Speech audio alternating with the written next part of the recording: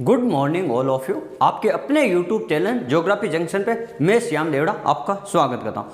आज अपन बात करेंगे क्लास 6 यानी क्लास छठी क्लास की जो आपकी एसएस की जो बुक है उसमें एक दिया हुआ है भूगोल विषय की बुक। उस बुक से अपन क्या करेंगे, एनसीईआरटी की शुरुआत करें। क्लास 6 के बाद अपन क्लास 7 की शुरुआत करेंगे। तो इस प्रकार अपन एनसीईआरटी की जो बुक है उनका अपन क्या कर रहे हैं, एक शॉर्ट नोट्स के रूप में या उनके जो टॉपिक दिए हुए उनके रूप में अपन मुख्य रूप से उनके विषय के रूप में अपन बात करेंगे। तो उसमें जो आपकी क्लास 6 में ये क्लास 6 का जो वीडियो है ये आपकी क्लास 6 से लेकर जो पीजीटी की तैयारी कर रहा है ज्योग्राफी विषय से, भूगोल विषय से, उनके बेस तौर पे अगर उनका आधार अगर मजबूत होगा तो वो पीजीटी का लेवल वो आराम से क्लियर कर सकते हैं। तो अपन बात करेंगे क्लास 6 से लेकर जो भी एग्जाम कंपटीशन एग्जाम की तैयारी कर रहा है भूगोल विषय से, जहां पर आपका सौर मंडल दिया हुआ है, तो आप इस वीडियो को आप जरूर देखें। और यहाँ पे जो जितने भी मैं आपको शॉर्ट नोट्स है या उनके माध्यम से मैं बताऊंगा। और आपको मेरा जो टेलीग्राम चैनल है geography junction by Shyam Devda, उस ज्योग्राफी जंक्शन चैनल को आपको सब्सक्राइब करना है। वहाँ मैं आपको इस विषय की जो टॉपिक पढ़ाऊंगा उनकी आपको पीडीएफ नोट्स के रूप में मैं आपको वहाँ प्रोवाइड करूँगा। तो आप जरूर वहाँ से एक बार सर्च जरूर करें ज्योग्राफी जंक्शन टेलीग्राम चैनल। और कोई भी अगर इंक्वायरी करनी हो तो मेरे मोबाइल नंबर दिए हुए हैं, वहाँ से आप मेरे से किसी प्रकार का प्रश्न पूछ सकते हैं। तो अब अपन शुरुआत करते हैं। क्लास 6 का जो पहला अध्याय दिया हुआ है सौर मंडल, और सौर मंडल में मुख्य रूप से अपन क्या क्या चीजें पढ़ेंगे उनके बारे में। सौर मंडल में अपन पृथ्वी का अध्ययन करेंगे। तो देखो इसमें जो कुछ शब्दावली दी हुई है उनके बारे में मैं आपको विस्तृत रूप से जानकारी दूंगा।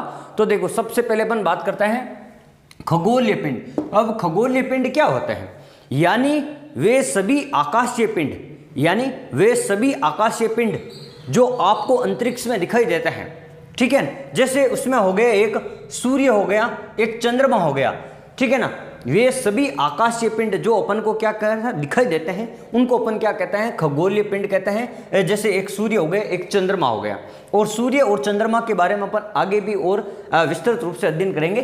दूसरा एक दिया हुआ है तारा। अब तारा क्या होता है, यानी सूर्य भी एक तारा है। पहली चीज तो आपको ये ध्यान रखनी है, क्या है, ये जो आपका सूर्य है ना, ये सूर्य भी एक तारा है। सूर्य क्या है, एक तारा है। ये चीज आपको ध्यान रखनी है। सूर्य क्या है, एक तारा है। और तारे स्वयं अपने प्रकाश और अपनी ऊर्जा यानी अपने उष्मा से स्वयं प्रकाशित होते हैं। उनको किसी भी प्रकार की उष्मा की, ऊर्जा की या प्रकाश की आवश्यकता नहीं होती। उनके पास अपना स्वयं का प्रकाश होता है, स्वयं की ऊर्जा होती है। उनको अपन क्या कहते हैं, तारा कहते हैं। एक होता है ग्रह। ग्रह के पास में किसी प्रकार का उष्मा या अपन कह सकते हैं ऊर्जा नहीं होती है, वो तारों के प्रकाश से चमकते हैं। तो पहली बात आपको क्या ध्यान रखनी है, तारों के पास उष्मा व प्रकाश होते हैं। तारे के पास अपनी उष्मा होती है और अपने प्रकाश होता है। और आकाश में कई सारे असंख्य तारे हैं। आप जब रात को देखते हो तो आपको कई सारे तारों का समूह दिखता है, कई तारे दिखते हैं, यानी असंख्य तारे दिखते हैं आकाश में। तो ये हो गई आपकी तारे की परिभाषा। क्या हो गई, वह आकाशीय पिंड या वह खगोलीय पिंड जिनका स्वयं का अपना प्रकाश हो और स्वयं की ऊर्जा से वो चमकते हो रात में, तो उनको अपन क्या कहते हैं, तारा कहते हैं। और सूर्य, इसका उदाहरण क्या हो गया, सबसे बढ़िया उदाहरण हो गया आपका सूर्य। सूर्य क्या है, एक तारा है।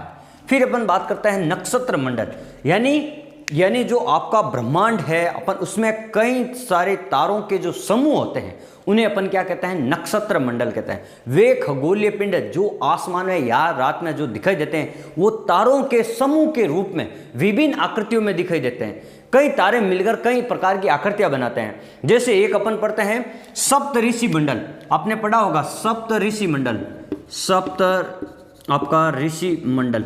ये क्या है, सप्तऋषि मंडल, ये एक तारों का समूह है, यानी 7 तारों का एक ऐसा समूह जो पास पास में, उनको तारों के समूह को अपन क्या कहते हैं, सप्तऋषि मंडल कहते हैं।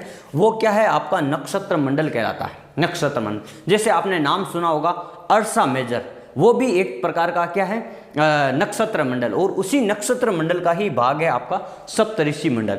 फिर अपन बात करते हैं ग्रहों के बारे में। तो ग्रह मुख्य रूप से आपके कितने हैं, पृथ्वी पे मुख्य रूप से ग्रह पहले 9 ग्रह थे। उसके बाद में जो आपका प्लेटो ग्रह है, 9वां ग्रह, उस ग्रह को 2006 में, अगस्त 2006 में उसको ग्रह की श्रेणी से बाहर रखा गया। क्यों? क्योंकि वो दूसरे ग्रहों की जो परिक्रमण जो परिक्रमण काल है उसमें वो क्या करता है, वो उसके परिक्रमण काल को काट देता है। इसलिए प्लूटो ग्रह को क्या कर दिया गया है, उनको ग्रह का दर्जा समाप्त कर दे, उनको बोने ग्रहों के रूप में डाल दिया गया है, यानी बोने ग्रह, छोटे ग्रहों के रूप में उनको विभाजित किया गया है। फिर अपन बात करते हैं ये 8 ग्रह कौन से हैं। देखो 8 ग्रह आपको पता होने चाहिए, 8 ग्रह कौन से हैं। देखो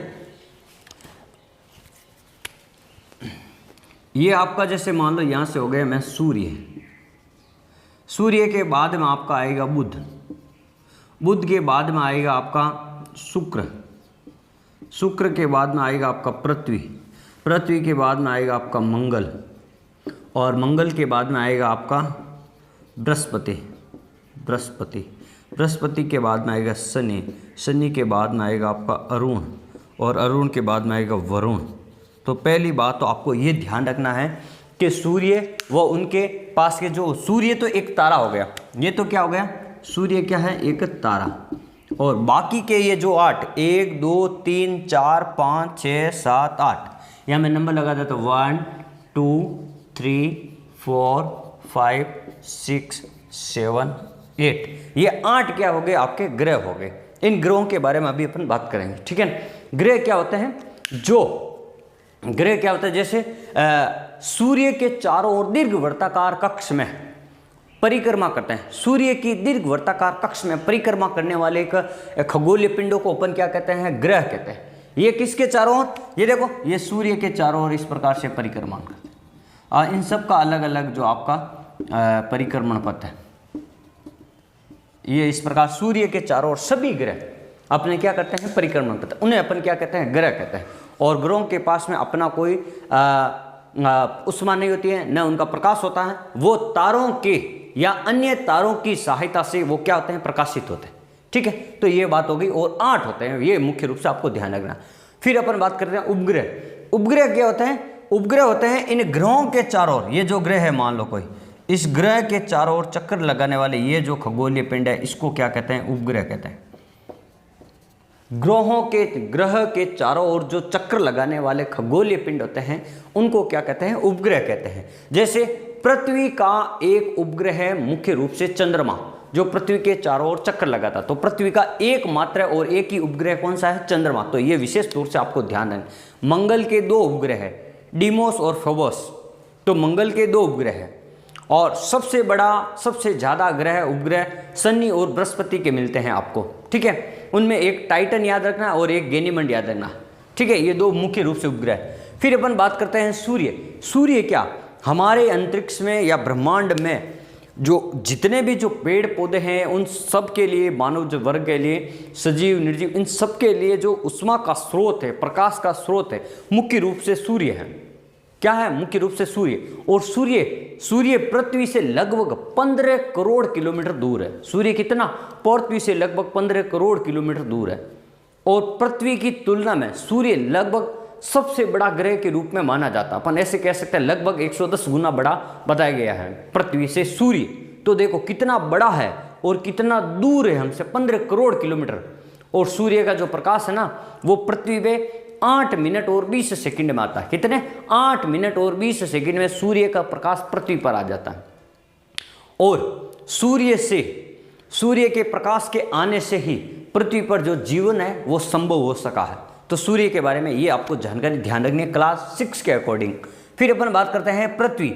पृथ्वी एकमात्र इन सौर मंडल के ग्रहों में एकमात्र एक ऐसा ग्रह है जहां पर जीवन संभव है, क्योंकि यहाँ पर जल भी है, स्थल भी है और वायुमंडल भी है। और वायुमंडल होने के कारण और जल होने के कारण यहाँ पर क्या है, जीवन जीने के अनुकूल परिस्थितियाँ हैं। और पृथ्वी, ये ध्यान रखना है, पृथ्वी आपका जो ग्रह है ये वाला, ये पृथ्वी देखो सूर्य से दूरी के हिसाब से तो तीसरा ग्रह है। दूरी के हिसाब से कौन सा ग्रह है, तीसरा। और आकार की दृष्टि से ये 5वां बड़ा ग्रह है।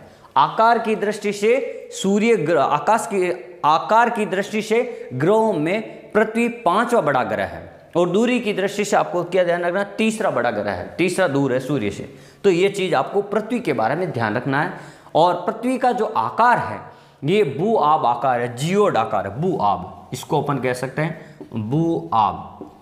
ये आपको शब्द का ही मिलेगा। पृथ्वी का आकार कैसा है, तो भू आब आकार है। और ये दीर्घ वर्ताकार कक्ष में अपनी परिक्रमा करती है। तो ये ध्यान रखना, सूर्य के चारों ओर। फिर अपन बात करते हैं चंद्रमा। चंद्रमा आपको मैंने बता दिया था, जो चंद्रमा है जो पृथ्वी से लगभग 3,84,400 वर्ग किलोमीटर दूर है। क्या है? 3,84,400 वर्ग किलोमीटर पृथ्वी से दूर है। यानी पृथ्वी से सूर्य और चंद्रमा में पास में कौन है? तो अपन कहेंगे चंद्रमा पास में है। चंद्रमा क्या है? पास में है। ये आपको ध्यान रखना। और चंद्रमा रात में चमकता है, तो ये भी आपको ध्यान रखना है। और फिर अपन बात करते हैं क्षुद्र ग्रह। ये क्षुद्र ग्रह क्या होता है? यानी कुछ आकाशीय पिंड छोटे छोटे ग्रह होते हैं, छोटे छोटे, बोने ग्रहों से भी छोटे छोटे। उन ग्रहों को अपन क्या कहते हैं? क्षुद्र ग्रह कहते हैं। और क्षुद्र ग्रह मुख्य रूप से छोटे छोटे पत्थर के टुकड़ों के रूप में पाए जाते हैं। क्षुद्र ग्रह क्या होता है? छोटे छोटे होते हैं। और क्षुद्र ग्रह, आपको एक चीज याद रखनी है, क्षुद्र ग्रह कहाँ पाए जाते हैं? आकाश में। तो देखो ब्रह्मांड में ये जो चौथा और पांचवा, ये मंगल ग्रह और ये जो आपका बृहस्पति ग्रह है, मंगल और बृहस्पति ग्रह, इन दोनों के बीच में पाया जाता है। क्षुद्र ग्रह कहाँ पाया जाता है? मंगल और बृहस्पति के बीच में। देखो यहाँ पर ये एक पेटी है, इन दोनों की, मंगल और बृहस्पति ग्रहों के बीच में एक आकाशीय पेटी है, उसको अपन क्या कहते हैं?